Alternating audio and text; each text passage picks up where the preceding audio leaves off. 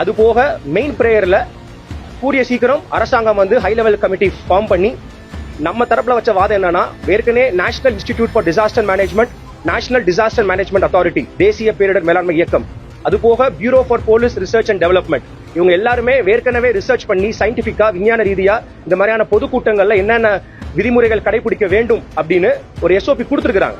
அதை letter and ஸ்பிரிட்ல implement பண்ணாலே இது மாதிரியான துர்ச்சம்பவங்கள் மேற்கொண்டு ஏற்படாம இருக்கும்.